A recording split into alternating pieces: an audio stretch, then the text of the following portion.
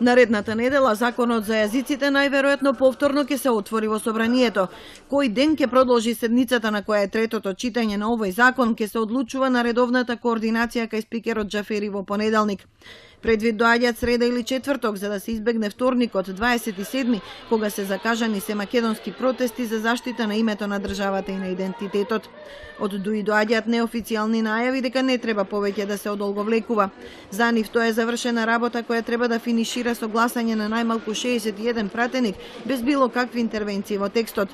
Неизвестно е дали Талат Џафери ќе го преземе товарот на одлуката, па ќе објави дека собранието не е надлежно да утврдува дали е законот противуставен, како што тврди ВМРО ДПМН, или дека било каква амандманска расправа би била во спротивност со деловникот. Неофицијално последните напори да се најде политичко решение биле поврзани со членот 22 кој ги уредува казнените одредби, а на кој се поднесени над 33.000 од вкупно 35.569 амандмани. Доколку деновиве не се постигне политички договор кој се движи од повлекување барем на овие амандмани или повлекување на овој член, законот ќе се стави на изјаснување, а подоцна би трпел евентуални корекции до прецизирања. Официјално ДУИ велат дека средбата меѓу Ахмети и Мицкоски, која се уште не е закажана, ќе биде куртоазна и по повод изборот на новиот лидер на ВМРО ДПМН, но дека не е поврзана со законот за јазиците. На последната лидерска средба, како и кога се сретна во собранието, се сретна и се договорија да се видат во текот на следните денови. И покрај шпекулациите дека во ВМРО ДПМН не се едногласни во врска со огромниот број амандмани, нема најави за нивно повлекување.